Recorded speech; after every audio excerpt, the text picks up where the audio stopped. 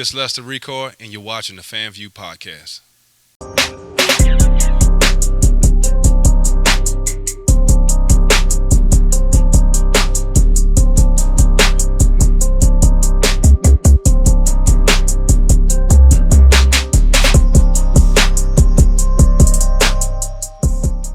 Another episode of FanView podcast, man. Got my boy in the building, Lester Ricard, co-host, Hurricane Hen. Back at it again, baby.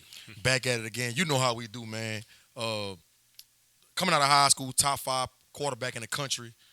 Went on to LSU, then left LSU and went to Tulane. Did his thing there for 3 years. Went undrafted, played with the Carolina Panthers and the Jacksonville Jaguars. Now he did big things in high school at Scotlandville, De La Salle, Walker High School. Got multiple big-time prospects recruited to some big Power Fives. Glad to have you on the podcast, Lester, man. Yeah. We like to start our podcasts, man, with people talking about their journey. Yeah. And, where your roots come from. Yeah.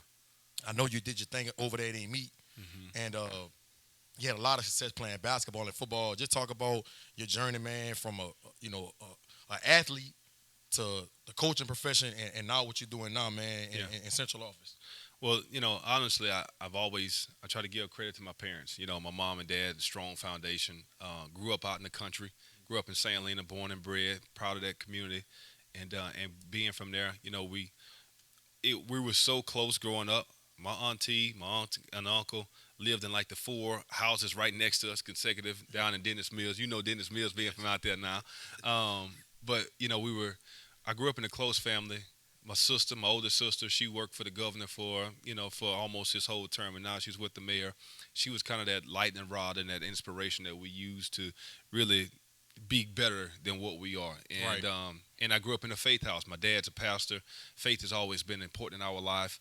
Mm-hmm. And then obviously being out that way, like the church world where we are and they meet, it's always been an important part of who we are and our makeup. My younger sister, she's done some Lifetime movies. She's done some other independent film movies. Yeah, I went to Southeastern with your sister. Yeah, the sister. Yeah. And so, but it's always been, that's been the ground of who I've been as a person, and I'm always blessed.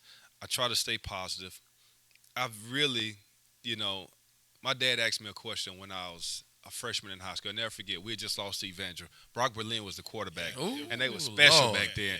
They had Stevie one of the Lee, best quarterbacks I ever seen. Cole Pittman, rest in peace, Cole Pittman. And he was a grown man. They had Philip Geiger playing safety. Yeah. Them dudes was loaded. And after the game, my dad and I were just riding downtown Baton Rouge. He was doing some work for a bonding company. He asked me a question. He said, "Son, in the next 3.5 years, your high school career, what do you want it to look like?" And he said, "I want you to write down 5 things." And I said, "You want to give you?" He said, "No." He said, "You should have those things written down right now." He said, "So tell me what you want." I said, "When I leave Amite High School, I want to win a state championship." The next year, I was blessed to be a part of a great team. We won a 1999 state champion, beat Carr. Yeah. And that's when Coach Watney was coaching, obviously. But Pastor with the quarterback. yes, exactly right. Yep. We won it in 99. I told my father, I said, when I leave Amite, I want to leave as the all-time leading passer. Now, we wasn't really keeping up stats, but I threw for 2,500 yards back then. That's a lot back then. That was a lot of yards back then. We were throwing the ball back then like that. And we was handing it off every play back then. Jet sweep, right?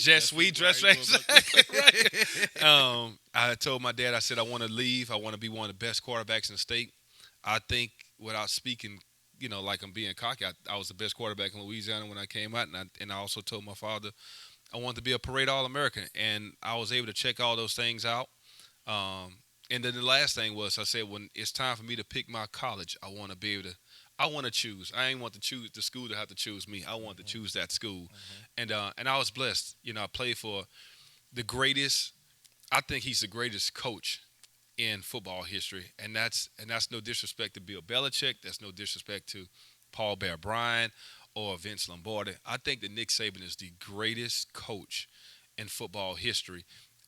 But you left. I did leave. You left after 1 year. Lester, you didn't stick to the process, man. And I didn't. You hopped in the transfer portal. And I hopped in it. So to speak. Before it was hot. Before the transfer portal was a real thing. But, I always tell kids I've always coached, I didn't stick that process up because of my own immaturity. And I can always look back and look at, man, let me tell you, we were getting ready to play Ole Miss. This is when Eli Manning was a quarterback. And he came to talk to me. He said, Lester, I want you, there's a possibility you can be playing this week. And I just was a scout team quarterback my freshman year. Yep. And that's the only thing I focused on. And so when we talked, I straight up told him, I don't know if I'm ready for this moment. I don't know if I'm ready to get out there and play. And then Nick So what, Matt Mark was hurt or something? Matt Mark got hurt. So here's the story. Matt Mark, this is in 2002. Right. Matt Mark, we had just beaten Florida. And I'll never forget, Jimbo Fisher was our offensive coordinator. He called Well, y'all had some dudes on that staff. Hey, what? Muschamp was on the staff. Dude, we had some dudes. We had dudes on that staff, boy. We had some dudes. But we were up on Florida. I'll never forget. We were on the goal line. It's probably 3 minutes to go in the game, and we were just trying to, get some first downs, run the clock out. And honestly, Matt, probably look back on it, he probably shouldn't have been in the game. But we called a quarterback draw, and on that, when he landed, they tackled him, broke his foot on that play in the fourth quarter. This fourth quarter, we up like 36 to 10. Corey Webster had 3 interceptions that night, ran 2 of them back. So Corey had switched the corner by then. He was playing corner. This is when those sexy Rexy was the quarterback at Florida. And I never forget those people in the stands screaming, Ingo Martin. And, because Rex was playing that bad. And we were just, Rex had, I don't know, I think he threw 5 interceptions that in the first half of that game. And so it was a rough day for him. It was. Damn. And and so he called quarterback draw the next week. Marcus Randall, who's head football coach at Woodlawn. Right. He's the starting quarterback in South Carolina. And we kind of went through the season. It was kind of up and down. And we eventually, that Ole Miss game, he wound up starting Rick Clausen. Rick Clausen was the starting quarterback. I don't even remember Rick Clausen. Yeah. I remember, he started that game. All the Clausens went to one Tennessee, one Notre Dame, and then LSU. But so that's one of the brothers. Yeah, he's the middle brother. He's a middle brother. He's a lefty. He was smooth, but he couldn't throw his he couldn't hit nothing, dude. But a good guy. He was intelligent, and so we started him. Well, the first 3 plays of the game was the ones I knew really well, right? And so we threw a post to Devery Henderson. He one-hopped it. The next, on 3rd and long, we switched the play where Michael Clayton and I had the post at the X receiver. Devery had the dig, and sure enough, Mike Clayton ran down the field wide open, and he missed him. And so ultimately he put Marcus back in the game. We won that game 14-13. I'll never forget. Damn. Like it was yesterday. That could have been me. And it was, it was simple stuff. Because I'll never forget, Nick said, hey, man, so what do you have in your notebook? This is why this is one of the reasons why I got into coaching, because to try to inspire these young men to not just, when you're redshirting, sometimes you just look at, I'm redshirting, I'm sit back, I'm a chill, I'm not going to really get better. That's an opportunity for you to really work on your craft and be prepared when your number's called. I didn't do that. I didn't. So Rohan David talked about that. Yeah. Rohan David talked about that, how he didn't treat it like a business, like a job. Yeah. And so I took my notebook to Nick Saban, and Nick Saban saw in there I had broken up with my high school girlfriend, and he saw all the notes about how I couldn't stand her, how I hated her, and he's like, dude, he took the notebook, threw it up against the wall, get out my room. So I, going into spring, he kind of played mind games with me. One day I'll be the number 2 quarterback, the next day he wouldn't even let me get a rep in practice. But I was doing so well in the spring, but then kind of going into the fall the following year, I just needed a fresh start, because I knew I was still in his doghouse, because he didn't stop. He didn't stop with the mental games. And so for me, I said, I got to get out of here. I called my mom. Let me tell you how, like, Nick is slick, right? When Nick recruits you, he don't recruit your dad. If he gonna talk to where your mom at? Yep. He looked there and said, so listen, if you and your dad and mom want to meet, I'll meet with them. So just like we sitting here today, Nick was here, and my mom and dad and myself was in the middle. He looked at my mom the entire time. We walked out of that room, and mom said, hey, dude, buckle your crap up and go take your behind back out there to practice. And I'm like, Mom. And my dad couldn't do no more. Right. Mom, the boss of the house. Right. And so after a week goes by, I told my dad, I said, Dad, I hate playing football. And he said, listen, do not call your mama. I'm coming over there. I'm going to go meet with Sam Nader, who at the time was the football recruiting operator And so he been there for years. He was able to slide in, get my transfer papers. Nick asked me and my dad, he said, listen, where is he looking at going? At this time, I can say it now because ain't nobody gonna get in trouble. We'd already talked to Tommy Tuberville at Auburn. Mm-hmm. We had talked to Trickett, who was at West Virginia at the time. We had talked to Dale Asbury, who was at Jackson State. And then we had talked. So you thinking about a SWAC school? I was, because Cletus Gordon from Amy, he was there killing it in the SWAC. Sure and back then, Robert Superman Kent was putting up numbers like you wouldn't believe. And Asbury, is he from Donaldsonville? I don't know where Kent's from. Kent is actually from Mississippi. Okay, Mississippi. Gotcha. The only way I remember, because when I transferred in 04, when we played them on the Black College football night for the Classic. And they played in the Dome. Yeah. And Cletus on that team. I never forget. That's when BET was carrying the games. That was the Black College football game of the week. And they had 60,000 people there. Jackson State or Southern and Dome. I never forget, because Cletus, I never forget, caught a slug or a slant and go for a touchdown that night. And they did a good job of really selling. But Nick was like, you ain't going to no SEC schools, and you ain't going to Southern. That was out of his mouth. Like, you ain't going across the street. I was like, well, okay then. At that point, he held my waiver papers so long that the only school that I could have gone to was Tulane. Because Tulane, if you know anything, Tulane starts school later than everybody else. Right. They probably a week or two later once they start the year, and they kind of go the longest. So I was sitting there, came down here on a Friday, got my waivers, talked to Frank Selfo, Chris Selfo, and then at that time, the athletic director, Rick Dixon. And my mom sold me on, hey, listen, you know how to wash your clothes yet? Not really. All right, then. So you can go to Tulane. You can bring your clothes on the weekend to me, and the rest was history. So, so hold up. So Nick Saban dictated where you was gonna transfer to? Oh, he didn't play. No, he didn't. He didn't. But how did y'all allow that to happen like that? Well, you know what it is? It's one of those things you don't really know. Right? When you don't know, you don't know. When you don't know, you don't know. And we try to do everything in our powers to make sure I had a good landing spot. Right? And at that point, I couldn't, like he said, listen, if you try to go to SEC school, I'm going to appeal it. You're going to have to sit 2 years. I'll never forget that. Damn.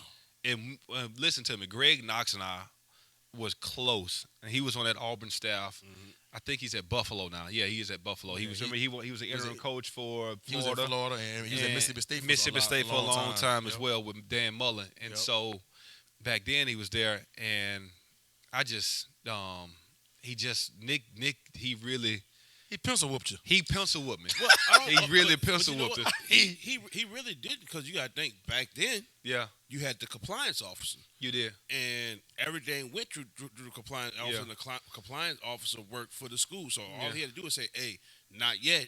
And the client, he was it's not now where social media said, look, I'm trying to transfer and all that. You know what I'm saying? No bad public opinion that go against him. And I'm going to tell you, I left Nick. It was 4 of us who was trying to leave at the time. Skylar Green. Yep. Skylar was trying to leave? Hell yeah. Dude, you don't know, man. Nick put us through the ringer. Justin that was Vincent. Nick, that was Nick, what, second year? Or first year? Third or fourth year. This is third year. It's like third year. That was his third year? Because Lester is... That was the year they won the national championship now. Lester, and that's what I was about to get to. And all them was part of How did you feel when you left the next year they won an Natty? Nothing. Didn't feel a thing. Because I was about to be the starting quarterback at Tulane. I had to sit behind J.P. Lossman, who was about to be a first rounder. That dude. We got drafted by Buffalo? Buffalo. Yeah, 22nd pick overall. Yep. At that point, it was about... You had to be a little selfish. It was, and I had to think about what I was here to try to go to the next level. I didn't really care about anything else. And then, I knew what kind of academic, degree I was going to get from Tulane. So I was like, I'm Gucci. I'll be okay. And so, man, let me tell you. But Nick is the ultimate control freak. Like, from practice, there'll be days we'll do blitz pickup, right? And, the coaches script practice together at that level. Jimbo will come and we'll have 8 plays of blitz pickup. And I promise you, if Matt or Marcus or whoever was getting the ref sign didn't throw an interception, fumble, snap the ball over their head, well, guess what? We were in trouble. And so I'll never forget Jimbo went off the script. We got like, I don't know, we had a sack, interception, like in 6 consecutive plays. So Jimbo tells Matt Mark, come on the sideline. He whispers a play to him, goes out there, gives it, bam, touchdown. Nick don't say anything. Comes back to the sideline, goes out the script again, touchdown. Nick goes, mother, I know these aren't the plays on the script. Run the script. Curse Jimbo out like a dog. And I was like, golly, this dude is nuts. And this was before he was Nick Saban. Hey, this man. was before he even made his name. This was 0 national championships at this point. Yeah. But I'm going to tell you, anybody who played for Nick back then, before a pre-national championship, you know he was going to win one. He was that good. He was that good. Back then, he was that. I played for Jack Del Rio, John Fox. Nick, there's John Fox, Jack Del Rio was down here. Nick was back then. What championship. separates him from everybody else? Attention to detail. Don't miss nothing in practice. Meetings, covers. Like, it was so funny watching them with the kick six against Auburn some years ago. Because when they lost on the missed field goal. Nick covers everything. Like, when you go through a walkthrough with Nick, your walkthrough is an hour and a half, 2 hours, because he's going to make sure that you know what your roles and responsibility is. And the backup knows what they are. Like, and he's subbing the entire time. And he goes, dude, he is the most detail-oriented coach I've ever. His off-season program was so tough. Like, so when I tell you he played mind games with me, and like he tried to make the whole team be against me one day. So me, Skylar, and I, the first thing we do was wall runs, and 1 minute wall runs was like, that's the warm up, dude. If you get to stand up on the wall and get into an incline position and push it for a minute, it hurts and it burns. And Skylar and I, the last 10 seconds, kind of like did almost butt kicks. Our knees wasn't high enough, and he lost it. Start this from the stretch. We start over the whole thing in the stretch. These dudes about to fight. So we had 180s. That's from the end zone all the way around, and you had to jog through the end zone to the other side. And by the time your group comes, man, we do this for 30 minutes, G. And so Skylar was like, I got asthma. I'm about to pass out. Oh, you got asthma? Start over. That's a good excuse. Stretch again. That's a good excuse. We start the thing over from the stretch again. He was messing with us every day. Every day, the reason why we would start the whole thing over from the beginning was either from myself or Skylar. Skylar, he hung it out, and it worked out for him pretty well. Yeah. But for me, I think it all worked out for him. I saw Nick, all right? I saw Nick back in 2000. This is when Leonard and them were coming out. Leonard Fournette was, I think, just coming off his freshman year of high school. Brother Martin had a defensive end that was really good. He wound up going to Texas A&M. I forget the kid's name. I was training the quarterback, Quinn Graves, at the time from OCS. Yeah. We wound up going to the Alabama camp. Scott Cochran calls me and says, "Hey, look, you coming down here?" And then I met with Scott, and I met with Burton Burns, who was the running backs coach, the OG. He said, "Look, Lester, won't you come up here and get a position as a GA?" He said, "I'm telling you, Nick has grown. He's not as crazy as he was in his LSU." This is Scott Cochran, who was there with us. He was at LSU with us, and I was like, Cochran at Georgia. He at Georgia now. Yeah. He's special teams coordinator. Coach, he wanted to be a coach on the field. That's why. What he was a strength. He was a strength coach. He was strength conditioning. Like he got a hell of a story because he worked with Tommy Moffitt. He did. I was about to say he was in Moffitt. You talk about the strength coaches in the country. They talk about Cochran. And Tommy and Moffitt. That's why a lot of people were surprised when Brian Kelly let Moffitt go. It was but it like when you started touring and stuff, you start seeing stuff everybody else was doing. Do you see what Tommy was doing? It's like the game. He was very outdated. He didn't believe in no tech. No, he didn't. Boy, now your boy at Tulane is the hot name now. Kurt Hester, man. Kurt Hester. Kurt is killing. Quan came on here and talked about. He felt like Kurt Hester, no disrespect to Willie. No, you preaching. Yeah, they did you preaching. But he talked about how culture Kurt Hester came there and changed everything. Changed the culture. Felt like that was the biggest difference. Yes, no doubt. And why Tulane went from 2-10 to 11-2 this year and beat USC in the damn Cotton Bowl. And you know what? And that's kudos to Kurt Hester. Hey, and I've always put on Twitter, anytime they are giving him any of his flowers, I always try to retweet it because he is the single reason. I mean, they didn't change anything really schematically on offense or defense. Right. You know, I know a lot of those guys, like Quan would tell you, they played a lot of guys last year because of injuries and attrition. But, man, Kurt Hester came down. You could see the energy. Like, I was following their whole offseason program on social media, and some of the stuff he did was really – I was like, okay, you gotta the rely on your energy's changing. teammate to get through the workout. Let me tell you, and I tell this, and you all know this, that the strength coach probably is the most influential person in a football player's life in the college football world because you spend more time with them than your own position coach, especially your head coach. Your head coach is probably the last person you spend time with. It goes position coach, coordinator, but that first person, man, I don't know how many times I just go sit when I was playing football, especially in college. We just go sit in Curtis Cerruta office and just kind of just shoot it for like 2 hours. They give you life lessons. They hang out. Like they know your body. They know your body. Man, Kirk Hester, I know, and his staff has a tremendous relationship with those players, but he is single-handedly the reason why I think Tulane made that big jump. And he came from Louisiana Tech. Yeah. But why hasn't he got the big job? That's a good question. I don't know. Because I think not the only one. Like, I think it's situational, though. Huh? Yeah. I think it's situation because a lot of people, think about it. No matter how good of a DC you are, if you work under Nick Saban, they're always going to say it's his system. No matter how good of an offensive play caller you are, they're always going to say it's his system. It's Dabo's system. It's Lincoln Riley's system. Right. You know, Eric BigHenry been getting it for the past couple of years in the NFL. That's a good point. It's like, That's a good point. Andy Reid has gone out his way to say, like, hey, Eric is my OC. He does this and that.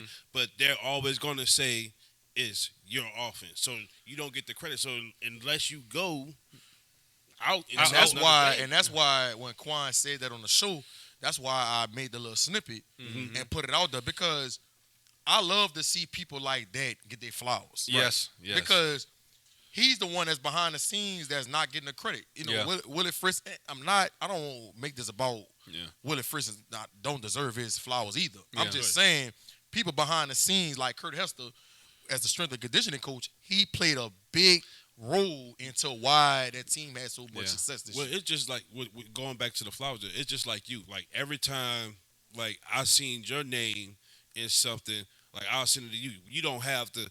You run Pioneer. G-Sport. That's yours. Right. You've been doing it. I know you've been doing it. Everybody else been doing it, but you don't have the financial backing of 2K Sports and all these recruiting platforms. Right. So when they'll say let's use Billy Embody, somebody that we all know personally. Yeah. When he was working with, like his name be a bigger bowl. He's like, well, I talked to recruiting expert Jeremiah Gray. Boom, boom, boom, boom, boom about this kid. I'm like, why that smart? And I just, do your name, this big publication, put it out there. It needs to be known. And if you ain't gonna do it, I'm gonna do it. That's just right. And I'm gonna tell you this to kind of go back, and I'm gonna give you your flowers too. I got to do that before we go even further. But Kurt, you got to look at too the program he was at. Louisiana Tech did a lot of this in those years too as well, and because they had a nice little 3-year run. They had like a 3-year run. And he had guys that was going to the league. Yeah. I think that's important, too. When you got guys going to the next level, that talks about the Ferguson, Butler. The lineman, I can't think of his name. Trent Taylor. Yeah. Your boy, McDonald 35. What? Robinson. Went first round by the Broncos. Yeah. Can't remember his name. Cameron Sutton. No, not Sutton. No, Sutton. He went to 35. He went to 35. I think his last name was Ferguson, too. Jalen, I know the Ravens Ravens got drafted by a lot of guys, Meek Robinson. Yeah, Meek Robinson. A lot of 5'8", right there from the Tri Pairs. Like he played a big role. Meek was special, man. Yeah, until why a lot of dudes was coming out of Louisiana Tech at that time, bro. But I'm gonna tell you, like G, and to kind of go back what he said with the whole Billy and Body thing. I was telling my buddy Jasper Vanette, who was the offensive line coach with me at Harmville. We were talking. I used the AD at Destrehan and the O-line coach over there at Destrehan. And we were talking this morning. I said, what's your plan today? I said, I'm going to sit down with G, man. And I'm going to tell you, G, I don't even know if you realize how much of an influence you've taken. I look at some of the guys who are in Baton Rouge, right, who have taken your blueprint of covering, man, because for years it was all about under the radar, right? Yeah. Right. That's what we all. That's the and our kids didn't get it. All of a sudden, here come G with his Right. iPad, Right, with at the iPad. Humville, bro, doing his thing, man. And I'll never forget. Salt and I had the conversation when I was at Humville, and Salt was like, "Man, who's that guy?" I said, "Salt, he's doing something special." So guess what? I knew you were taking the next step in your greatness, and I'm giving you flowers because when you start seeing them high school kids, just you walking through the hallway and you look on their computer and YouTube and they watching your videos. Right. And we rocking with G Sport. You know what I Right, mean? right. Like, that meant a lot, man. And you've done such a tremendous job of covering so many people. Like G would tell you, and once again, you talk about me getting kids to the next level. I never forget me, Jalen Cook, Brian Thomas was sitting in Hooters in Denver Springs. G was at Virginia, and he said, "Hey man, look, I'm out here talking to Coach. I'm out here shooting it with him." I was like, "Okay then, well hit me back. Let me know what you're talking about." 10 minutes later, Coach calls and offers Brian Thomas, Jalen Cook, and football right there Real on the talk. spot. And Real I talk. said, man, you know, you talk about so many people getting to your circle. They have an agenda, right? Gee, only thing I've ever seen G do is help kids. Yeah. Only thing I've ever seen him do, Yeah. it could be, and they don't have to be 5-star. They can be no star. They can be a half a star. They can have negative stars. All you see is G, dude. And I gotta tell you, man, keep it up, man, because what you've done is now, because I look at Baton Rouge, right? Because before Baton Rouge didn't have people, now you got people like JK doing their thing, Yep. trying to do Yep. their own thing. Yep. Now, Yep. obviously, you do more. You have a broader scope of what you've done. Like, and he's talking about sailing. Shoot, you did sailing in A Meet some years back here when he was at A Meet, man. It was crazy because for the kids who brought us our coach that St. Lena and stuff, they knew me. Yeah, So when I came back this time with Chris, Yeah. and Dr. Joe was like, this is the new head coach. Yeah. Chris Gordon, this is the new assistant head coach.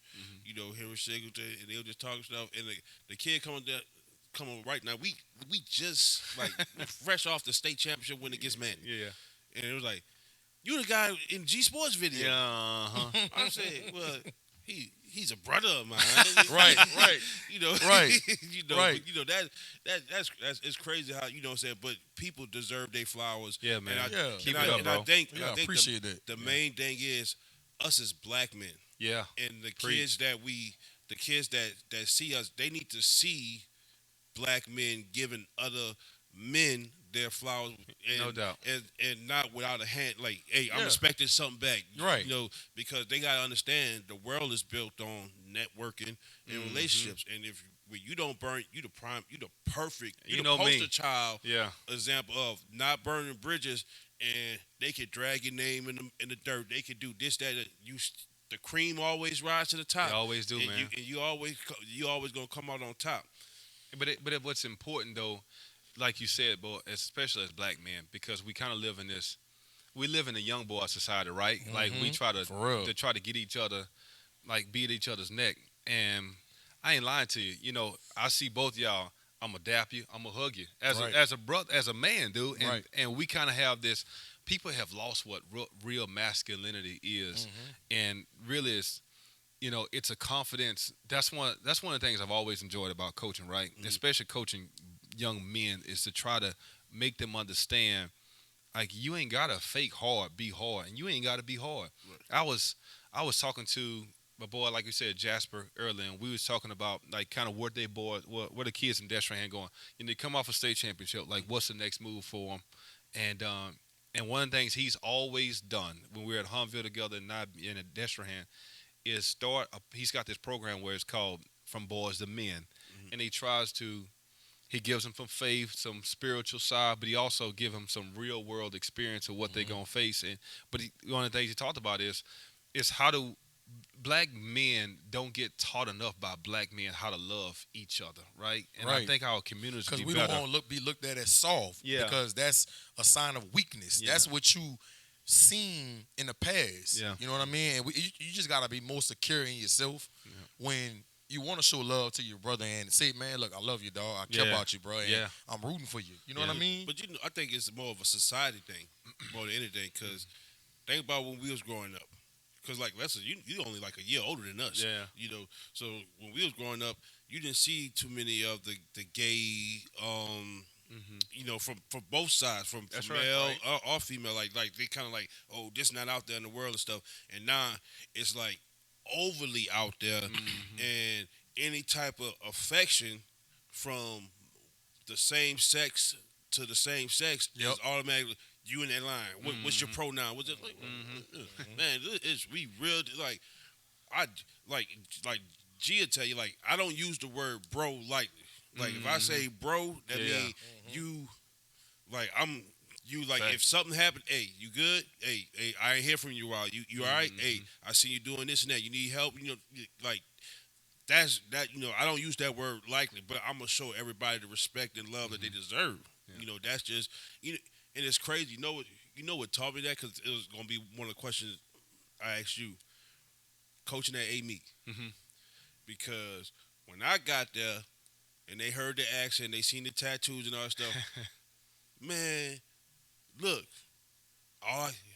we ain't been doing too good against New Orleans team now, but we beat Carl. We beat Carl. I was like, man, Carl wasn't the Carl. Right. We hang our head on that now. We do. Still to this day. Carl was the Carl. I said, they did have Pat Surtain, and they did have Noah. I give y'all that. But being a guy from A-Meek. Yeah. All right, you have yourself. I am a guy. I ain't the guy. A-Meek is this guy. They got guys. You know what I'm saying? Like, Allen is your cousin, right? That's right. That's right. So you got Allen. What did he play for the Ravens? He played with the Ravens. He's up on Dion. He was Dion's special teams coordinator the last 3 years. Yeah, at Jackson State. I didn't know that. Yeah, he was that's why he left ULM and went over there. Yeah. I did not know that. Yeah. He didn't take him to Colorado. Huh? I don't think he's with him yet, but I think there's a plan to bring him up there eventually, because I talked to him a while back about it. So gotcha. You, Allen, Brad Porter. Who you go back to me in my era? I'm not. I'm you're talking this era. Yeah, like even like Tay now. Somebody from like in Cybo, like Cybo and Wheat, who will be drafted in this draft. Man, what is it about that 16-mile town? Real, bro. That is perennial. Just always putting out dudes. And I'm trying to think of the best way to make it humble athletes. Like I'm from here. This is my hometown, and like when you was that guy, you use that guy, but you had to, because the streets and all that. You know what I'm saying? Like different hood. Like you had to, you had to navigate that, even if you wasn't. That's right. Scholar is the most humble person you will ever find. That's right.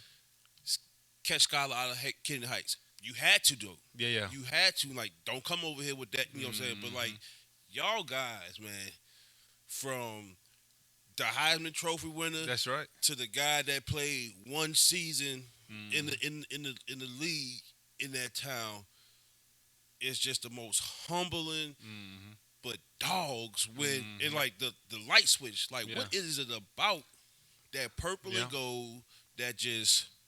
I think we've been blessed to be a community that's been raised by the community, right? Because, and I think also, even though I went to A-Meek, didn't grow up in A-Meek, Allen won a state championship in 1994. We've all had like relatives that's played at A-Meek, and we've always tried to reach towards their mark, and they've always been the ceiling for our success, right? And those old heads always made sure they let you know, you think you good, but we would have beat the crap out of you. You know what I mean? That is y'all line. It don't matter what era. Like, you feel like your era was the best era, and you had the best team.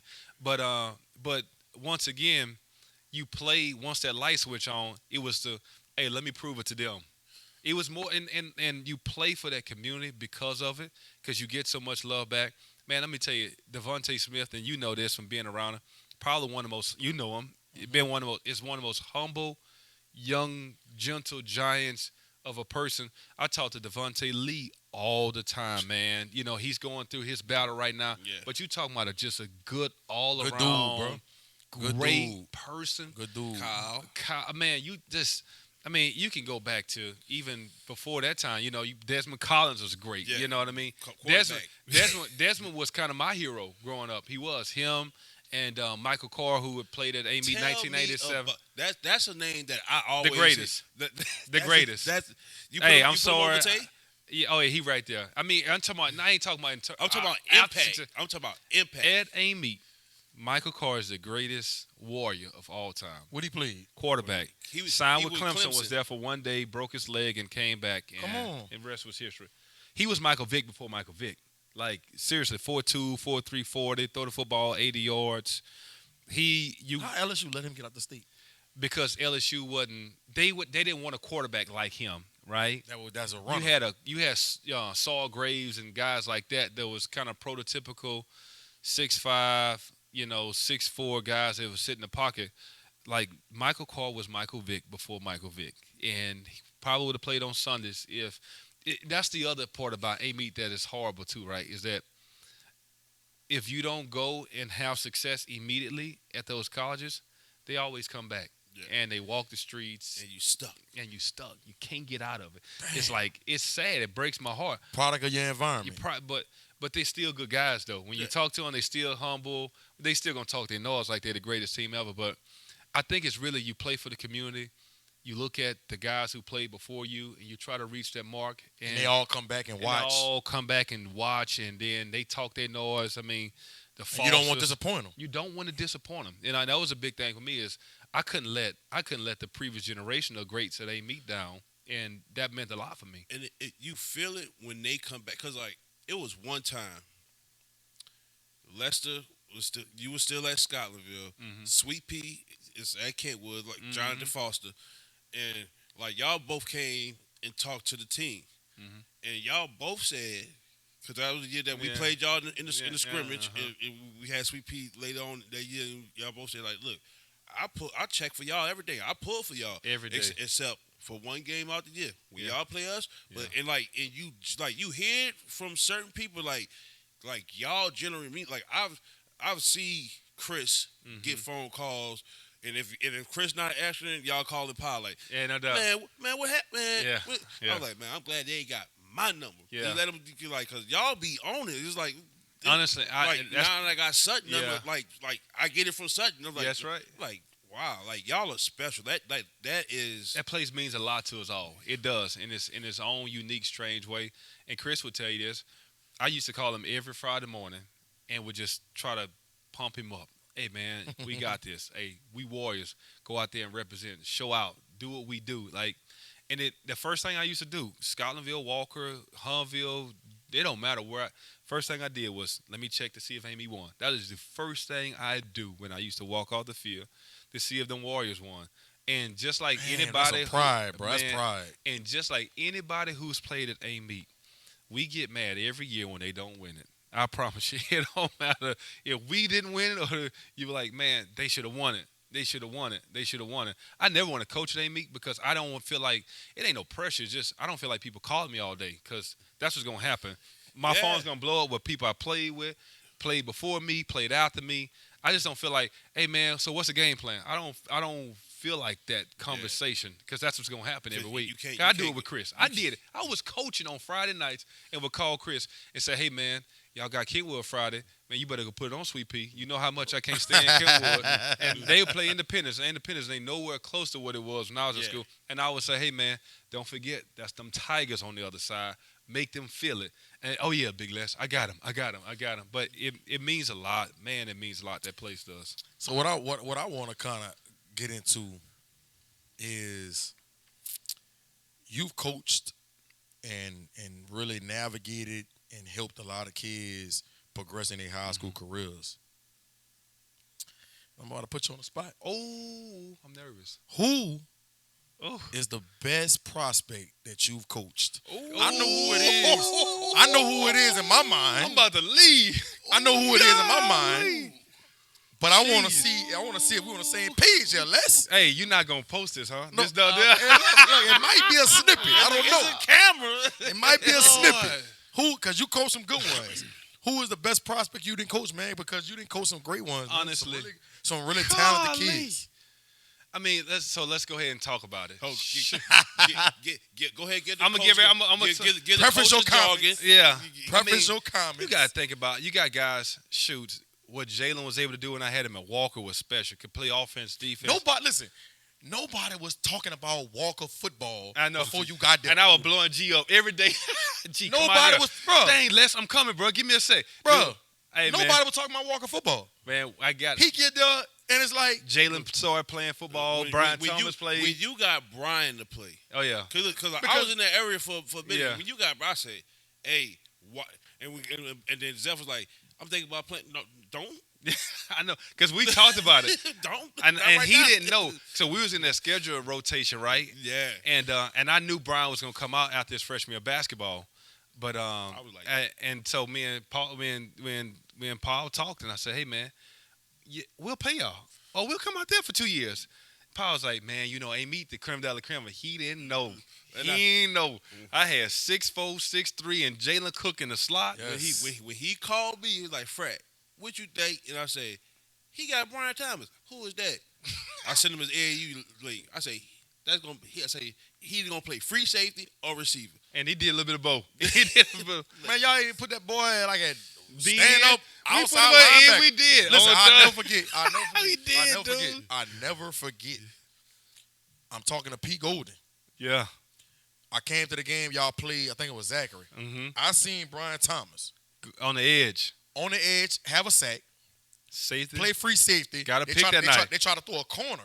Surely did. He got from the right hash Yeah, he all was. the way to the other side of the field and picked it off. On Keelan Brown. He caught a bubble that was poorly thrown Yeah. in traffic, maneuvered and put the Jets on and scored. Yeah. I called Pete when I was getting in my car, and I said, Brian Thomas is incredible. And I said he is going to be a first-round draft pick. Yeah. If he commits himself to football. Yeah. Yeah. Because at that time was he had a lot of basketball Yeah. offers Yeah. and things like that. But I was like, bro, he impacted the game in like a number of different ways. Yeah, he did. You know what I mean? So, Yeah. but I ain't gonna let y'all off the hook though. Oh, Who crap. is the best prospect you've coached? So, Let's go. and then I had B.J. Lockhart, the safety. That was Man, special. bro. Was a head Bro, hunter. He was one of my sleepers. He was head hunter. Man, And that great kid. bro. But He ended up going to JUCO, huh? We ain't going JUCO. I know. Remember Tennessee was his first offer. That's right. That's right. And then we had people. That's when JJ was there. With Cluxley. No. I think Dave might have been there. Dave was there. Yeah, Dave was there. Okay. So Dave offered him in Memphis, and the next week he got the job at Tennessee. They Yeah. offered him at Tennessee Yeah, okay. that quick. The greatest young man that I've ever coached in my life, and I had some great ones at DJ Scott. Lago? It's Puka Anthony Williams. Man, I'm trying to tell you, man. That's not even fair. I'm just saying, man. but That's not even fair. but Oh, you knew the answer. Hey man, I just had to I had My to check wife- the temperature in the room. my wife used to be like, "Oh my gosh." I had to check my, the temperature. My wife would tell me after the game, "Why you didn't give it to him more?" It's like, baby, he 105 pounds. Puka could take it though. Man, look, that Hey, man. playoff run his senior year. I want to say it started in Covington. The Covington game. No, it started Denham round one. Yeah. 342. Like that was the game that like I was like in. That was their we in the quarterfinals. too. Like our game finished before y'all, and then I seen the Covingtons go and because Covington had the kid, the linebacker. No, And that running back, Brumfield. Brumfield. Yeah, and I Because was they were talking about if they're on the same level. Yeah. I was like, And then I just there's started- levels to this thing. And I was like, no. ooh. I was like, Ooh, it wasn't like a 2-point conversion or something. no, that was the Acadiana game. That's the Indiana game. But I Gosh, remember, Puka. I don't know what game it was I came to. Destrehan and Hunt. No. It was Thibodeau. Him and Meek put on the show that night. I Yeah. know exactly what it came to. I know exactly. But I knew who Puka was, but I didn't know how great he was like that. So Lester like, gee, I'm just trying to tell you. Hey. It's pregame. Yeah. He like, gee, I'm just trying to tell you. The boy about to Hey, let me tell you what's crazy he that about night. to put everybody on notice tonight. Like nobody can't stop him. Hey, let me tell you what's crazy. G, I'll never forget that night in particular. Devontae Craven got hurt. He was our starting run. So Puka would play everywhere. We go from the slot to the backfield. Like, okay, punt return, kick return. Punt return, like whatever you did. He was like, where's Waldo? He was that good. That boy got hurt that night. Austin Perrin, who went to ULL, was our starting quarterback. Left-hander. He left it. He wound up going to pitch at ULL. It was a starting pitcher in the regional for ULL. That boy got hurt, and we looked around. All we had was 7 in the backfield. Puka finished that night. I swear, didn't touch the ball at all the first drive of the game. Probably the first 2 drives, we didn't put him in the backfield. After that, finished with 350-some yards rushing that night. I never forget, like, holy. Matter of fact, G, let me tell you the whole story. That week in particular, that's when Trey was born. My little boy was born that week. Damn. So my wife I went to practice Monday, put the game plan, met with the offense, coaches, and everybody. Told Saul, hey, I'll be out probably Tuesday and Wednesday, try to make the walkthrough on Thursday. Because Saul was like, you coming back? You coming back? Because Amik was there. Hey, because you know we got the Amik on the other side, and if we got a good game plan, I don't know if we're going to stop him. Hey, and Amik still did his thing that night. But, man, Pook cut up, man. So, I'll never forget, I called Salt that Thursday and said, look, I'm not going to make walkthrough. He mouth dropped. Man, you're not going to make it tomorrow night. My wife told me, I'll never forget, get out this room, take me home. I'm going to be okay. Go coach and come on back home as soon as the game's over. It's like, good. And I got to the game. I probably got there at 5 o'clock, had been to practice all week, asking the coaches, Mike Silver, Jasper, David Bolger, hey, Nate Singleton, how's this week been? And like, man, it's been chaos, man. We're kind of nervous. Salt's been on edge because you ain't been here. Dude, Puka put a show on, man. Puka's the greatest. And he's so great because of, and I'm being honest, he's so great on top of what he hasn't done. Like, if Puka really treated his body and his mind in a way in which, like a pro-like mindset. Like a pro mindset. Like, he'll be out there. Chase will be on the outside. T. Higgins will be on the outside. And he'll be in the slot. And nobody will be able to stop. I mean, even Cincinnati's pretty much unstoppable right now. Yeah. But he was that good. And he had gotten himself and worked himself in the rotation with the Bengals this year. Yep. Got hurt in practice. And, you know, and look, he's the great. And I don't know if in my lifetime, and I played against Chris Henry, who was special. With the Bell Chase. With the Bell Chase. Saw Ryan Perilou. Perilou was special at East St. John. Yep. Amik was special at Thibodeau. Though Amik didn't have the playoff run. Yep. Justin was great at Destrehan. Shoots. I saw Leonard a lot when watched a lot of games. Saw Tay. You saw Joe? Saw a little bit of Joe. I was still at Tulane when Joe was playing.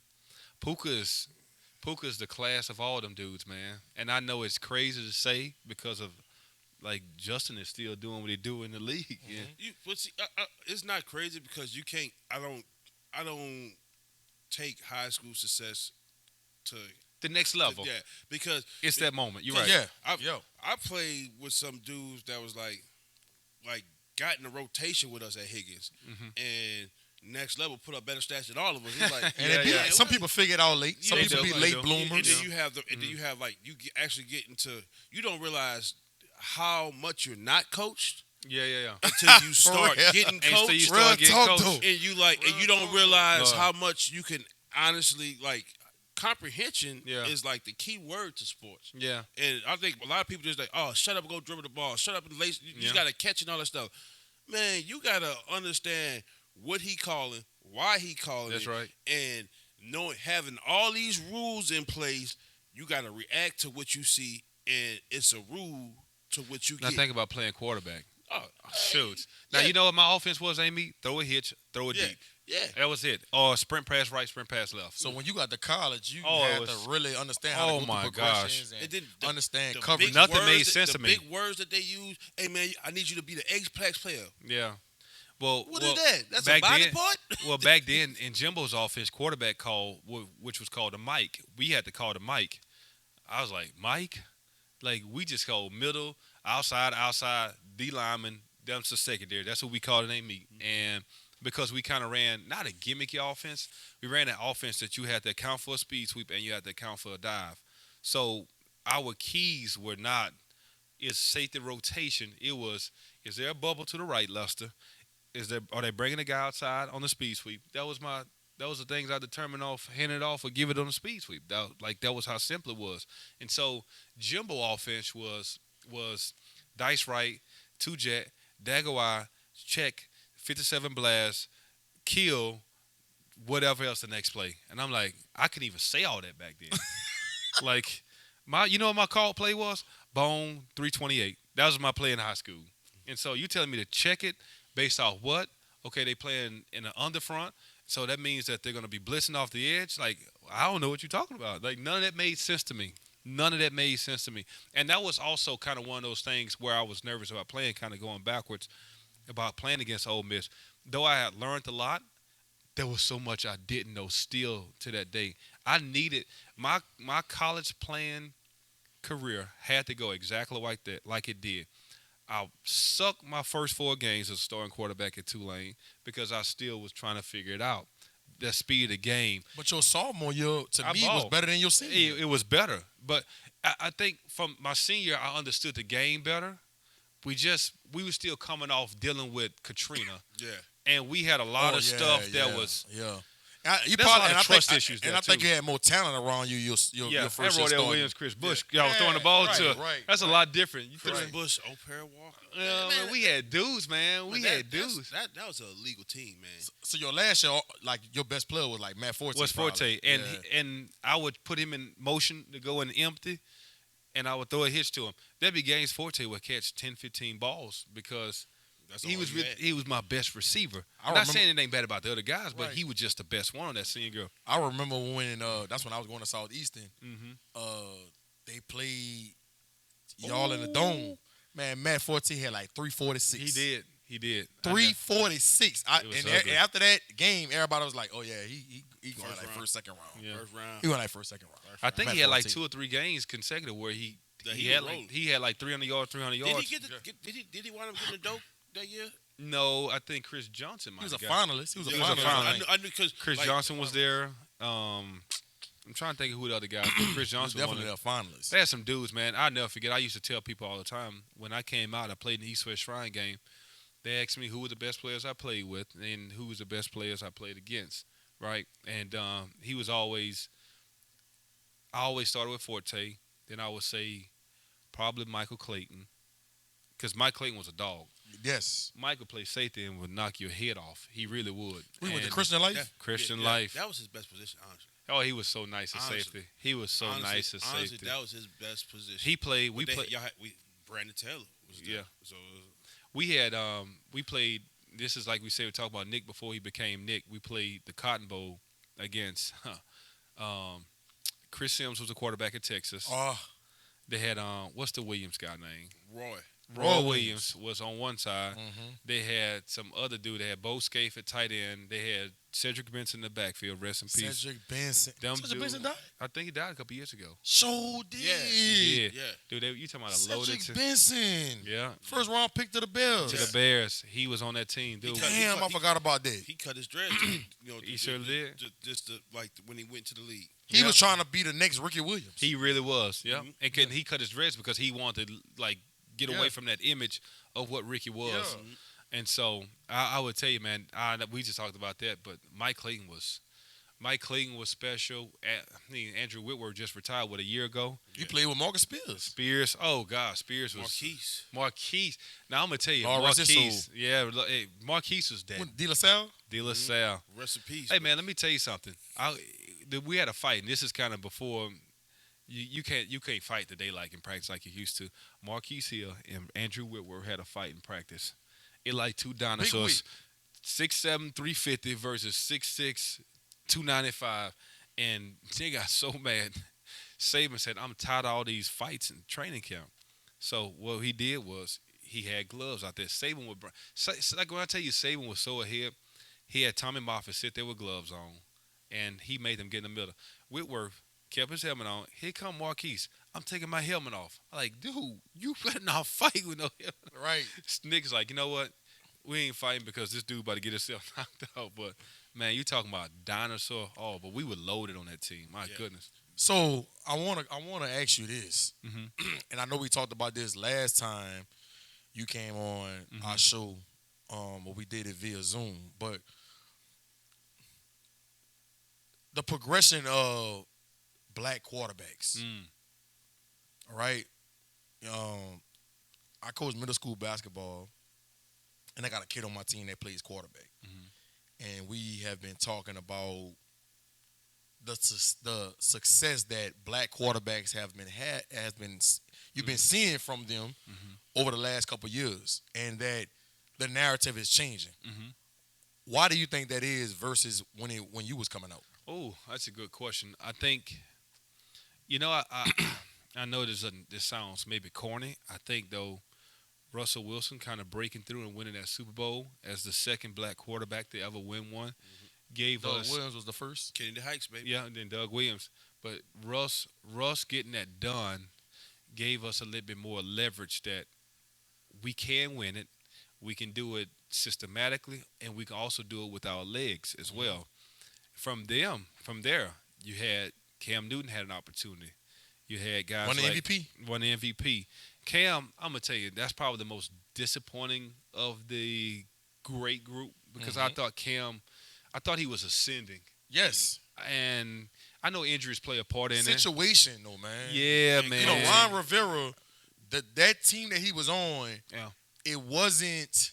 It was defense oriented. Yeah, run the ball. It wasn't predicated. And it beat him down. Yeah. It beat him down. Yeah. I think if Cam, I've always said this about black quarterbacks, especially, like, I can't imagine if more of our black quarterbacks got around an Andy Reid.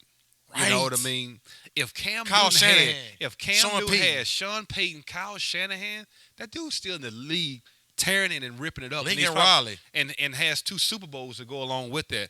I think that the acceptance after Russell Wilson became greater because nobody had won it up until that point. You got to just go back and look because, we were still fighting that battle. McNabb was the only two that kind of got there, and Steve McNair. And we had so many busts, man. We had so many of those, J. Achilles Russ Store. Smith. I'm saying that he's a bust, but just you had so They many. just didn't pan out. They didn't pan out. And the narrative was we can't think. We can't think, and we can't win that big game. Russ won that Quincy big Carter. game. Quincy Carter. He got a raw deal. But then also, I think that leash, our leash was like, that's what I'm saying. But Russ did That's it in what a I'm way saying. like it wasn't.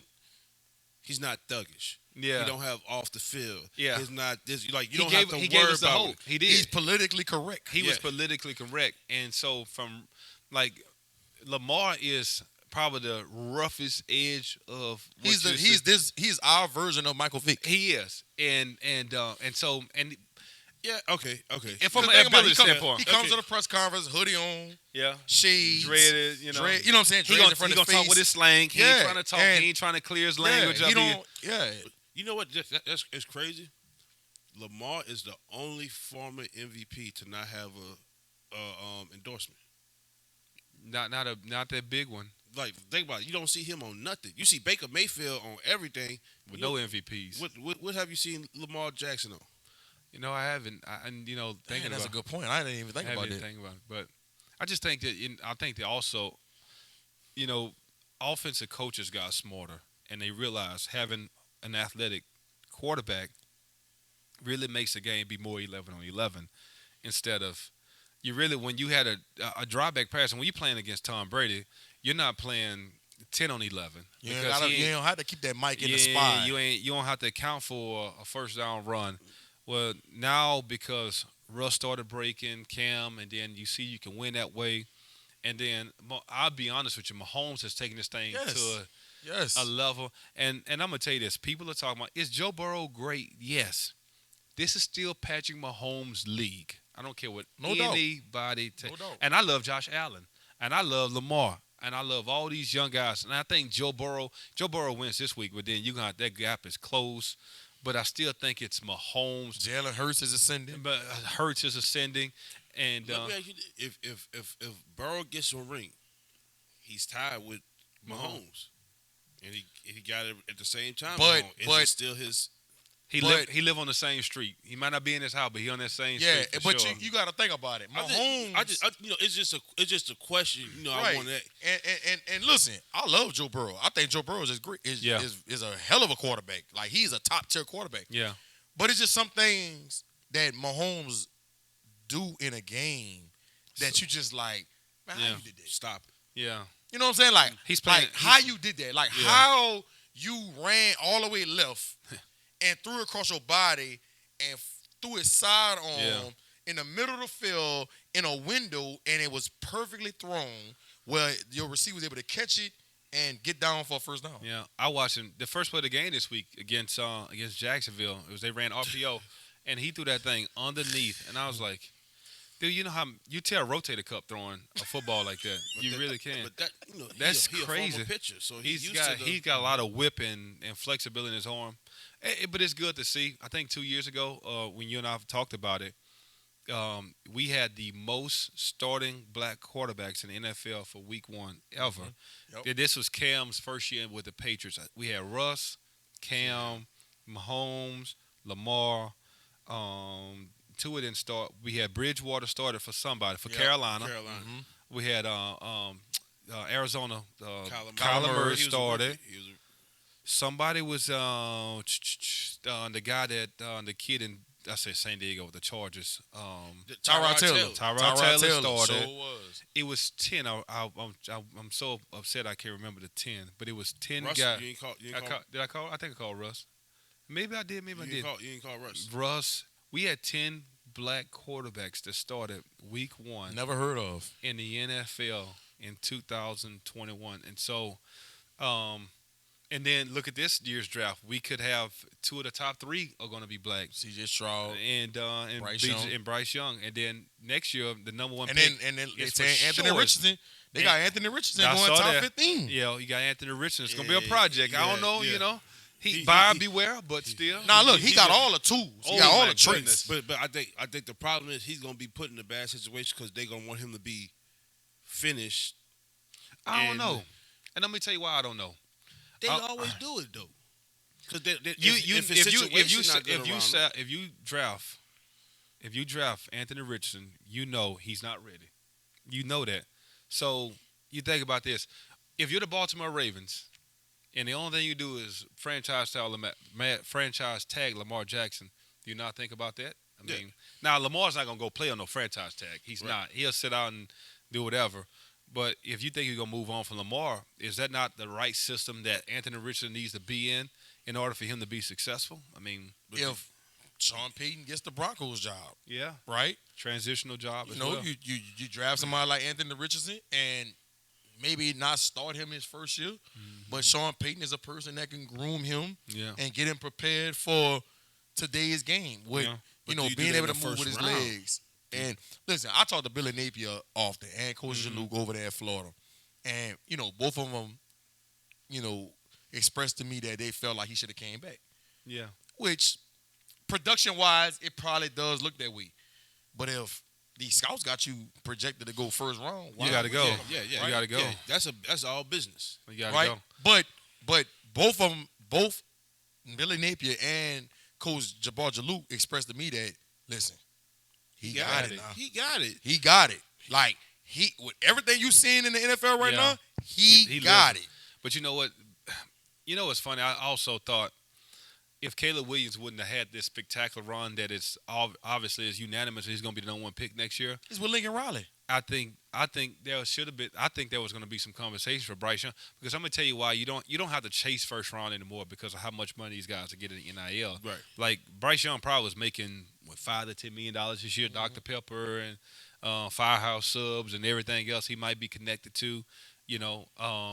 That's one of the things you don't have to chase that first round anymore because. And I don't know how much Anthony Richardson you would have to think that he's $1 million guy, playing quarterback at the University of Florida. But these opportunities they don't last forever. He's got to go when it's hot. And when he threw that ball 75 yards at the Manning camp and just flicked it down there, I was like, oh my gosh, this is different. I thought when they played Utah, the first game of the year, Utah was number 8 in the country coming into Florida. That was his best game of the year. Yeah, and by far. He showed up in those moments. Yeah. It's just that he didn't show consistency. I think that's the big word. Throughout you saw traits, you saw spurts of it. You know what I mean? And I think that's why Coach Napier and Coach Luton felt like he should have came back so he can put a whole body of work of a whole season together of like, look, this is what I can do consistently throughout the season. Right. But I think that he is a quarterback that he's a project, but he has all the tools and the traits. It's going to be important, though. His interview process, his chalk talk with the coaches, is going to play. That's going to be if he's a first round or not. If he can get up there and articulate himself on the board, they're going to ask him to draw your favorite 5 plays and give me a defense on all of them. And, okay, we're blitzing the sound. We're going to walk the guy on the edge. What are you doing with the offensive line? And I know Napier doesn't really ask the quarterback to make those decisions, offensive line blocking wise, and those adjustments, And so how he can articulate himself, break down defenses and plays is going to be the thing that's going to separate him is if he's a first-round quarterback or not. So that's going to be interesting. Let me ask you this real quick for G. Because you're hitting on some good things at quarterback. Mm-hmm. Me and G have sons. Let's say that's the position that they go in. Mm-hmm. What are some tips out there for? I'm gonna give you 2 hats with it because we all fathers. Yeah. What are some tips that you would tell parents to have to get ready for their quarterbacks, but also as somebody who's called plays in numerous spots and tailor fitted your offense to fit different type of because I didn't watch you have a scrambling quarterback and I just watched you had like a statue and still put up numbers and stuff. What would you tell a coach or a young play caller like, hey, this is some things to help the kid out in the long run? Well, I'll tell you this, I'm gonna go backwards, right? So a kid wanting to play quarterback, one of the things that I heard Kurt Warner say this year. And we just gave Patrick Mahomes his flowers, the best thing in the NFL. Don't watch him. That's not realistic. Right. Lamar Jackson is not realistic. The most realistic thing you can watch from a quarterback and doing things the right way is watching Brady. I'm just being honest. Because he's a guy that has to have a perfect platform, shoulder rotation has to be in the hips have to come through.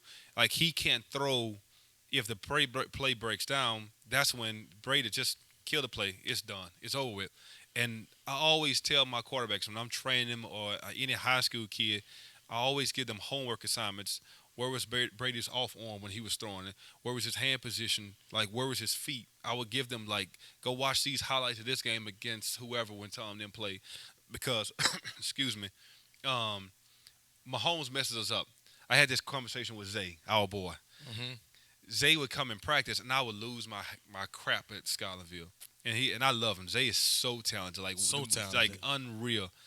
But he's so talented. He'll come up. We'll have some crossing routes, and he'll go, phew, throw it on the hand. Like, dude, don't do that crap. But our kids, they watch Steph Curry shoot a 3-pointer 1 foot inside the half court, right? And they making it. They watch Dame Dollar do it, and you watch Mahomes, and those guys are so fun to watch. But Joe Burrow, from a technical standpoint, that's the guy who I want to emulate in terms of your growth as a quarterback, because it's great to have those other attributes, better throw the ball underneath and flip it all behind your back and all that. But at the end of the day, Stetson Bennett sat in that pocket and won a national championship. Man. Who won the Super Bowl last year? Freaking the Rams, Matt Stafford. Stafford got a little whip, but Stafford got around Sean McVay, who, hey, let's harness some of those sidearm, no look passes. You can still keep it in your repertoire, but we're gonna get your foundation and your base corrected so that you can be more accurate throwing the football. And won a Super Bowl in year one after leaving that situation with Detroit. Absolutely, and because I even think that a guy like Jared Goff is still playing at a high level because he was under that tutelage, that quarterback whisper for all these years. But they brought in Mark Brunell. Yes, no doubt. With the Lions, and Mark Brunell wasn't the most talented quarterback, but he went to an AFC Championship. Technical guy. With Tom Coughlin with the Jaguars, and this is a guy that's going to teach you all the small nuances and details of how to play the quarterback situation. Ben McDonald, like the OC, like they, like you said something that was so powerful from the offense side of the ball. Because defense, I can look at and see what you show on film, but you can come out something totally different. I just gotta have my guys. First, we gotta line up to anything you can put out there. Yeah. Align to it in base, Yeah. and then react to what off of that. Offense, you said you, KP, and Cecil all had y'all had the game plan together. Yeah. And I think, like G said, with Mark Brunell coming on staff, and then Ben McDonough, who just he's the new guy, and like it showed, their numbers show, especially once they got Jameis Williams back healthy from the ACL. Like golf was like, they look you don't have to like even Golf if they even if they would have finished higher in the draft order, you don't have to look at quarterback now because he's shown enough. Yeah. He's shown enough. And when Jeff Fisher had him, he looked. We were saying like, how was this guy? Wow. It looked horrible. The number one pick in the draft. But you know they were talking about his hands. Yeah, small smooth in the too. draft. Yeah. Like, but it goes to your point about you gotta put these guys around offensive minds that understands how to develop that quarterback position. But then also, so to go to the coaching point, here's why I can't stand coaching. Because coaches feel like they're the smartest man in the room. And they don't let me look at my kids. Let me look at my players. All right? So Anthony Richardson, and I give a guy like Billy Napier a lot of credit. He knew the type of kids he wanted to recruit, and he knew the type of skill set he wants to recruit. Like, but we don't have that luxury at this level. We have to take what we have come in every 3-4 years, and you got to make it around. I think that's the most important thing you can do is KYP, know your personnel. Can you teach them, like even at Scholarville, we want to be a 3-3 stack team. We didn't have 3-3 stack defensive line. We didn't have them type of bodies. So we had to go to more. We had a kid, John Horton, that signed with Virginia a few years ago. Who was a late bloomer. Was a late bloomer. Thought he was a basketball you remember the scrimmage? Man, look, let me sidebar. Yeah. So Jonathan Horton was a monster. Me and KP both played at Alcorn. I've been knowing KP for a minute. And, of course, I'm the D-line coach at AME. And KP is talking crap. And he going to talk now. And he like, watch this big thing. Watch this. And then we started shutting down. Man, that ain't nothing. And then we put Horton. So let me tell you, we had Horton go with the twos because he had only been out there for football for 2 days. Right, because he was a basketball kid. He was a basketball kid. When I tell you, he smacked. Dude, ball went one way, helmet went the other way. He smacked. I said, "Oh, that's what we doing." Soon the ones come out, Lester like, we blitz. Yeah. What we doing today? Yeah. Horton is special. But to your point, we had to figure out. Okay, John he ain't no true stack backer. He's a stand-up defensive end. Too many of our coaches want to. Okay, he remind me of Alden Smith. Remember Alden Smith from the 49ers? Yeah. He's something like Alden Smith. I would give you even more Arden Key because that body type, and it's a natural like Alden Key. Like Alden Smith was like he was buff with it too, and he got to play next to Justin Smith in the league. So Justin Smith did all the dirty work for you. You just go clean it up. Arden Key, I ain't have a Justin Smith. I have to boom and then trust my body and do what I'm naturally because they both got similar background. I think he's more of that, but that team was special, Lester. What's the cornerback y'all had on there too? We had one go to Alcorn State. Yeah. What's your boy that went to Michigan State? He wound up going to Purdue. Javon Grigsby. Yeah. Purdue. That was we had a good group that year, man. And I ain't coaching no more, so I can say whatever. Hey, man. I used to go out and get them, man. I ain't lying to you. Hey, man. I go out and get them, man. You want I sit on your but you always, to me, like coaches at high school, they feel like they so smart, man. And like, man, it's all about them kids, man. Why do you think that is? Cause I don't know. Ego. That's all. That's all. Poke our chests out. Ego, and we want to be able to say, I'm the reason why this happened. Yes, but that's why, bro. Like you know how easy to put the ball in Puka's hands and just say, "Hey, Puka, I'm gonna toss it to you. We gonna try to pull a blocker. You gonna get out in front of him, and if you get out in front of him, don't wait for him. Just go. Like Jalen Cook and Brian. Like, hey, look, Brian. I used to tell the quarterback if they play in too high, you might get Jalen down the seam. If they play in one high, I don't care. The corner is standing in the end zone. Throw it up because Brian's 6'4". He'll go up and get the play. And sometimes that's really how simple it is. Yeah. That's really how simple football is. But see, that's the question. Like when I was at Amy, like when we had talked, he's like, man, you got Ish, man. You know, so I'm saying, man, the first thing I was like, hey, man, this Larry stats, this guy's stats, this guy's stats. Like Ish is special. Yeah. It's not another 6'6", 300-pound kid that can run a 4.6 out here right now. I get that, but he not producing like these are. Yeah. And it's crazy to me because like I sit around and I hardly wear my state championship rings and all that stuff. I never wear mine. My dad has mine. And the never crazy wore. thing is like I'll be sitting there like I might be talking with G and I can hear G in the background with some other coaches and stuff, and I can hear them talking like. Yeah, but where the hardware at now? Like, yeah, cause yeah, now yeah. I want to No be. doubt. I want to be petty now. You want to talk about boom, no boom, doubt. boom. Where your hardware at? Because it's been some teams that's way more athletic than the team that I have my rings with. Now the 18 team, that's a special. That's different. A one like. But then I sit there and talk with Bryce. I'll talk with T. Howard. I'll talk with Norman and all that stuff. All these guys are successful at Carr. Mm-hmm. I couldn't tell you the last time I seen Bryce with a state championship anything. Mm-hmm. I couldn't tell you the last time I see T. Howard with a state championship anything. Good men too. When those guys, when Chris and all of them was at Walker, I can't tell you when they had dudes. They did. They had dudes, and I never got that part, Lester. And you've been in it longer than me. Yeah. That's why I was like, maybe it's something that you know that I don't. Ego. It's just ego. And I tell you, the worst thing for a high school coach is to have success sometimes. Like can't handle success. Can't handle it. And they talk about the kids can't handle it, but I think that's why, man. And I would say this: one of the issues I have with like high school sports right now, the death of it, is you have so much administrative turnover, no consistency, and so people egos and styles get in the way, and you don't blend well with this person. But man, the high school coaches' ego, man, oh man, it's hard, man. That's why I love guys like I love grassroots guys like Bryce is just we're gonna be about the work type of guy. Mm-hmm. Marcus Scott, that's my guy. Mm-hmm. Marcus is just about that work. You know, we was talking this morning about Marcus and how Marcus is just.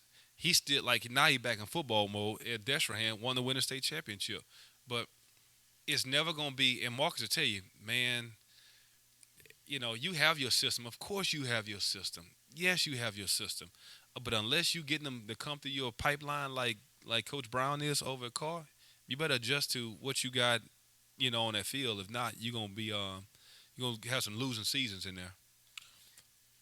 Before I let you go. Mm-hmm. Ed Reed, quote unquote, took the position to be the head coach at Bethune-Cookman, you know, HBCU program, and he took the route of going on social media and venting about all the problems and the issues he was having once he talked about his office not being cleaned out and all the trash and that him and his players had to clean up. And the administration came out and said it was because of the hurricane and things like that. That's neither here nor there. Mm-hmm.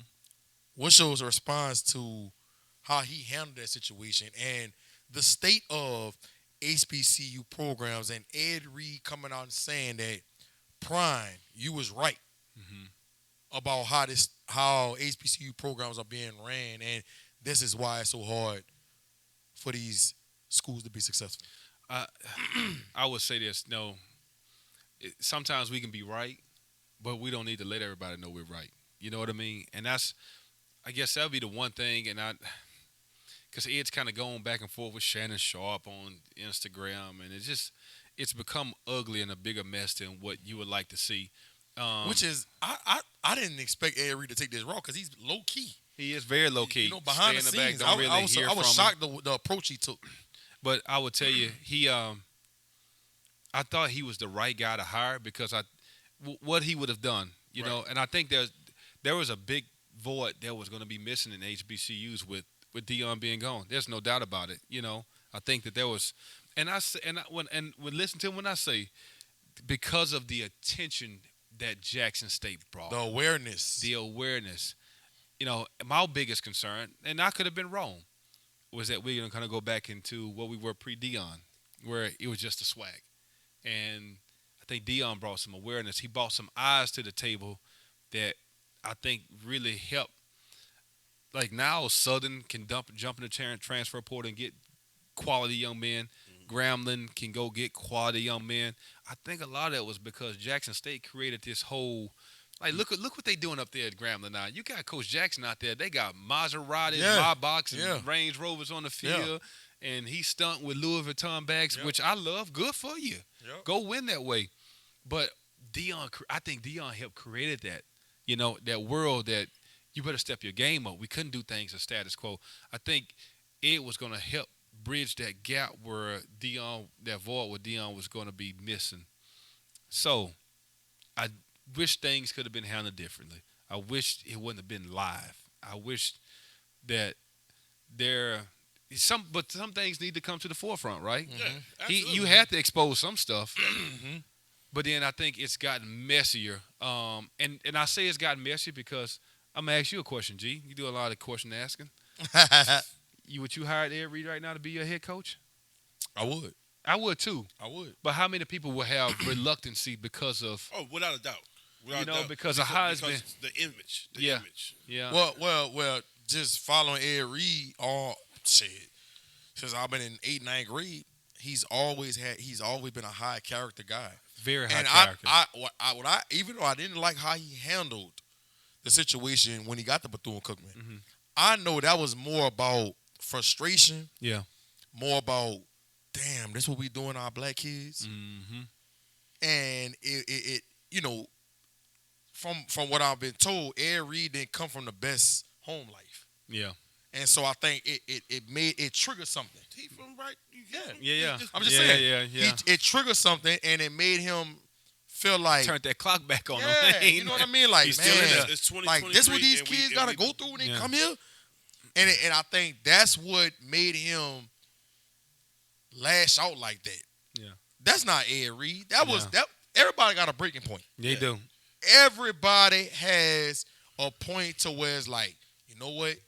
This is where you push my button. This is where, like, when you in 3rd, 4th grade and somebody can say everything they want, but as soon as they say something about your mama, it's on. You click. It's on. And I think that's what happened with Ed Reed. So I'm not gonna use what happened at Bethune-Cookman and how he, went live and stuff like that and say Ed Reed's a bad person. Yeah. I'm gonna use that and say that was his breaking point. Yeah. I would say this as somebody who was in the SWAC and HBCU. I don't think he did nothing wrong because you don't know it's a problem until it's out. Like we might think we living good, and you might be living bad, and you don't know you living bad till you go live with somebody else, or somebody else come to your situation like, man, hey, you real deal living bad right now. This is not good. Hey, paper plates don't go in the dishwasher. Just look, but like I've been in HBCUs has been in survival mode for so long, and that's why Shannon Sharp that's why he reacted the way because he's a product of the HBCU. Yes. You know what I'm saying? But I tell people this: this is the biggest discrepancy from PWIs and HBCU. HBCU, all money from athletics go into the general fund with tuition. This is no line being drawn. And it should be like that. Should not be like that. If you want, like Alcorn, my alma mater won 4 SWAC championship back to back. Coach got to Southern Miss, Coach, go all over the place. We got a couple kids in the league and stuff. We couldn't get paint on the door. Cause the purchase orders, but what they started doing, dorms started going up, this and that, and it's money from what the athletics was doing, and even Dion saw it, but Dion is a brand himself, so Dion got Walmart involved. Dion got so many different in his people involved that was able to help. And so it wasn't money out of his pocket per se, but it was because of his. He did some stuff out of his pocket. Yeah, no. I'm talking about. I know pocket. he did. I know he did because like that field house is out of his pocket. Mm-hmm. I'm not saying that, but it's like every coach is not Deion. You know what I'm saying? Every coach is not even like Ed Reed. Ed Reed is cool, calm, and collect. Ed Reed is not Deion as far as like Ed Reed's not a brand. Like Ed Reed is Ed Reed. You know, I'm Mr. Come Work, boom, Mr. Raven. It's Deion Sanders, and then it's Prime. Like you see, like he the brand is Prime, and Prime was the coach. It wasn't Deion Sanders as the coach. Now that's what I want to see at Colorado. Is it going to be Prime or is it going to be now Deion? Because Prime. You know, he been Prime. He been always be Prime. No, like it's. How political it's gonna get? How politically correct it's gonna get? I did too. And that's the thing. So because when you get Deion, you better be ready for what Deion is.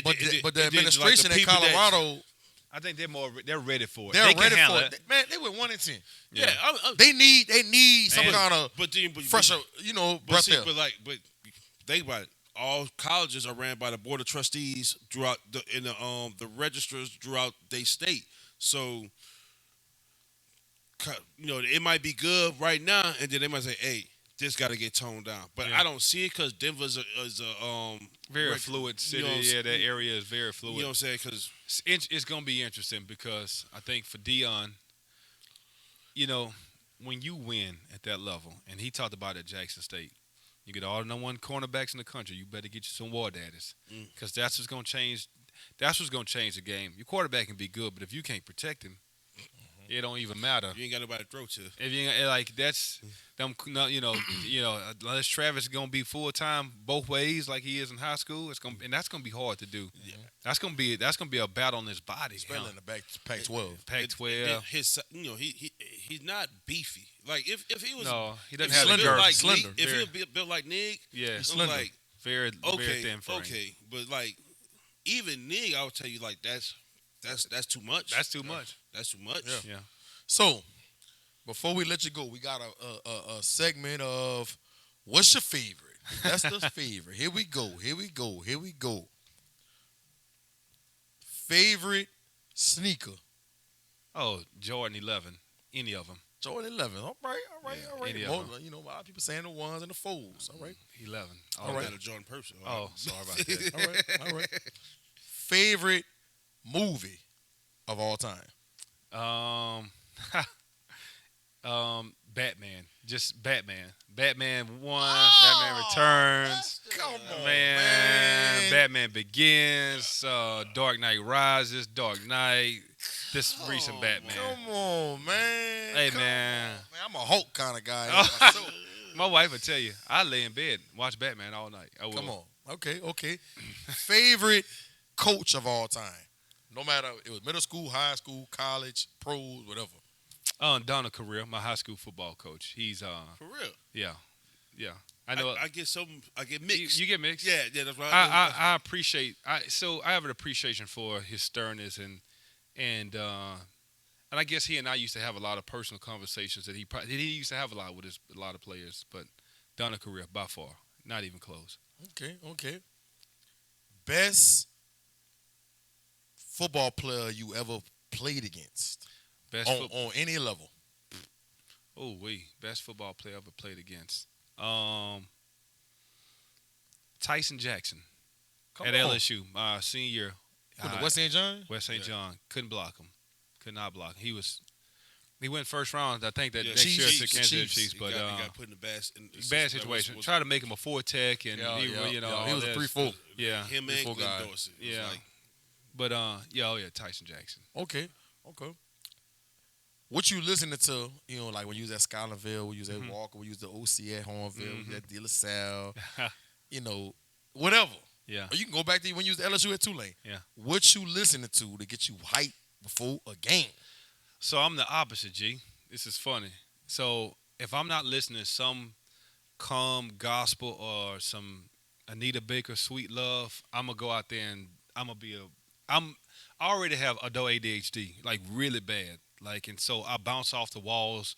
Anybody, like, I can't even be still. It drives everybody crazy. So you got anxiety, a little anxiety. Man, I used to have to listen to. I never forget at Tulane. That's when the little nano iPods or whatever. Yeah. I was listening to "Unbreak My Heart," "Say You Love Me Again" by Tony. Because if I didn't calm down, them first 5 balls of the game were going to be out of bounds. They gone. Because I can't listen to rap or I got to, like, please, none of that. That's going to mess me up. Okay. So it's got to be gospel, Kirk, and it can't be like Revolution Kirk. It's got to be Kirk the family. Slow it down, Kirk. You Kirk know what I family. mean? You know, I'd rather have Jesus than silver or gold, something like that. Okay, thank you. Favorite gospel song? Oh, favorite gospel song. Oh, Streets paved with gold for me. Favorite gospel song. It's probably going to be. I'm into this new song, and it's older. It's called "Perfect Peace" by Marvin Sapp. I like Marvin Sapp. It's really. I almost said Warren Sapp, but Marvin. We ain't listening to his type of gospel.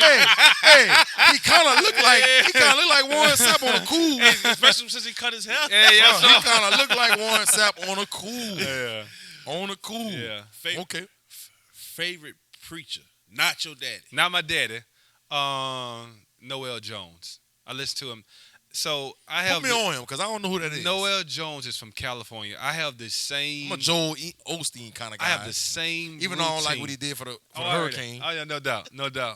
I have the same routine every day.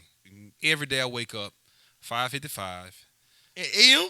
a.m. Brush my teeth, go work out before I go to work. And while I'm working out, I listen to about 4 or 5, 10 to 12 minute excerpts of him preaching. I work out to that every morning.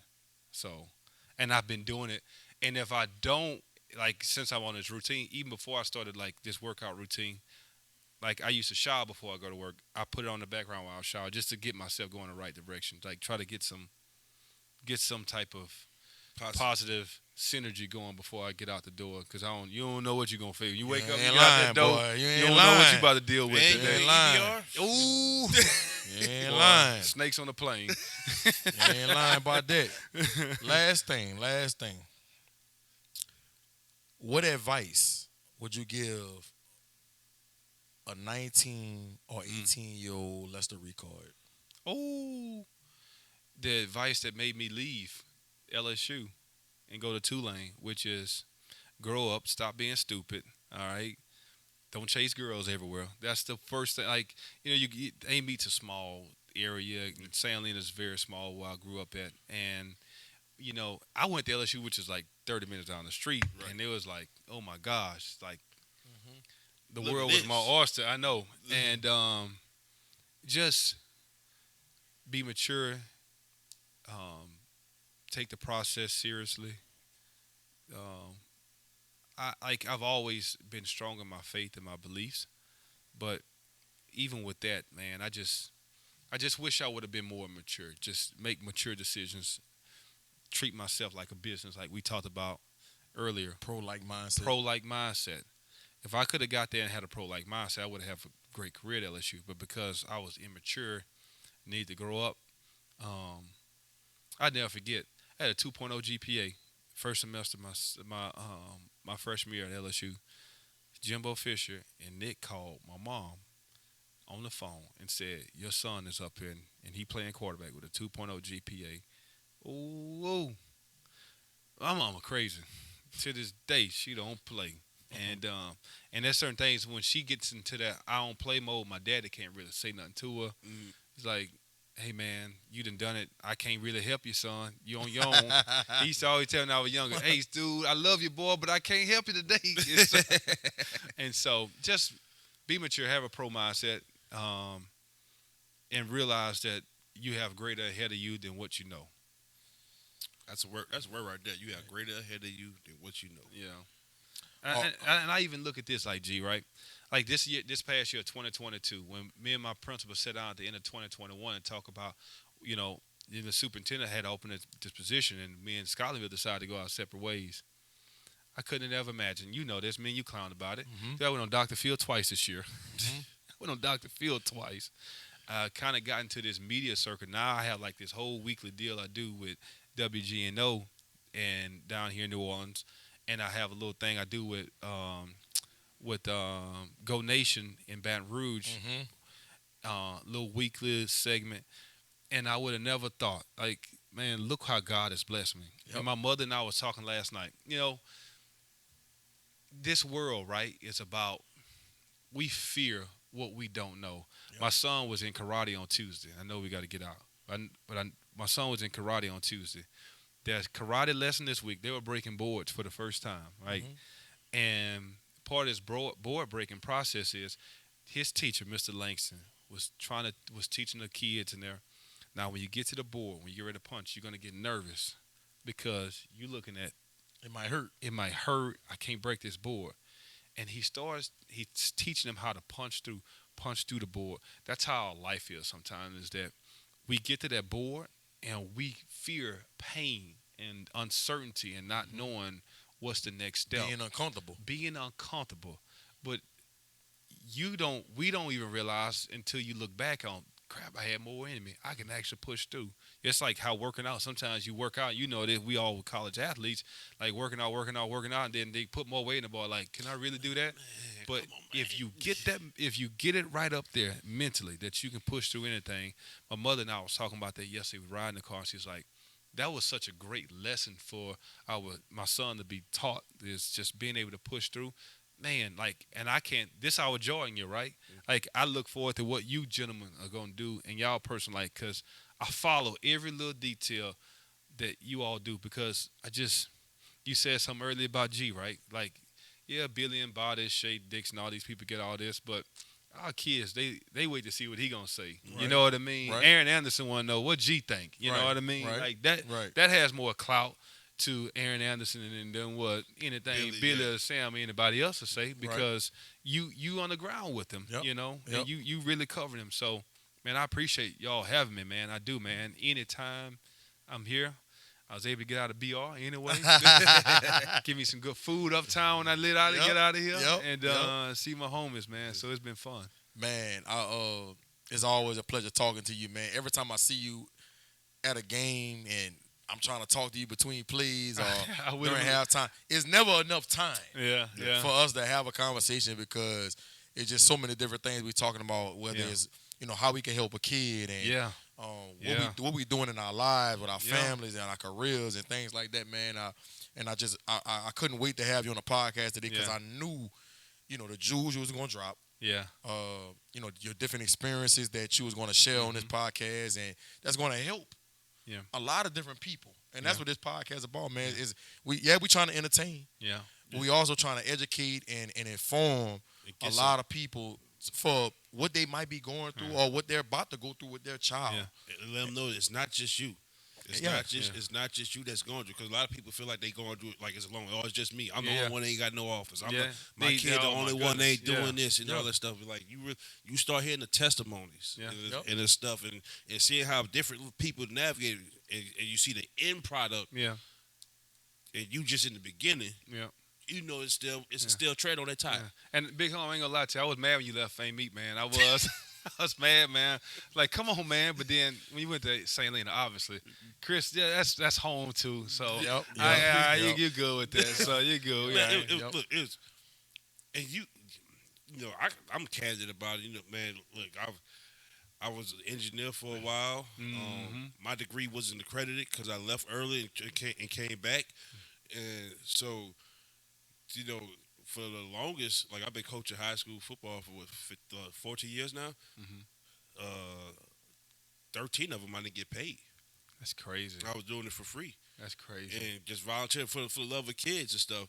And to go for your passion. To go from position coach to, hey, somebody come up to a CCPE coach. And this hey, I don't want you just to be I'm not asking you to come be a position coach. I'm asking you to come be my associate head coach and be my defensive coordinator. Yeah. Can you handle that? Yeah. Because I'm gonna be the AD. Yeah. And so it's gonna be sometimes that AD trumps football. Yeah. And I'm trusting the program that I was hired to do to run through you. Put it in your hands. And now he's the principal. Yeah. So it's like he's wearing principal, AD. So, like, when his play get bigger, Chris, I want some money. You know what I'm saying? It's just Pay for lunch. Chris got money like, oh, Right. He started over. He got a started. new baby. Yeah, I know Right. he did. That was back out his pocket. Right. Man, everybody that's tuning in, man, make sure y'all like, share, subscribe to the FanView live page. Please like, share, and subscribe to the G Sports page, man. We got big things coming to y'all, man, for the rest of this year, and we not gonna stop. Glad to have my boy Lester Ricard in the building. Hopefully we can get you back into the studio in the near future, man. Yes, I'll be here, man. I'll be here. Appreciate it, gents. Appreciate it. The world famous Lester Ricard. No. Boy, Dr. Phil, man. Hey, Come on, man. hey, everybody can't Come do on, it. Man. Hey, man. Doc different, man. I got a Doc cousin different. right now that needs some advice, man. Hey, man. She going through some stuff with her baby daddy. Give us some advice, man. Put him on child support. That's your super. Okay. I'm done, dog.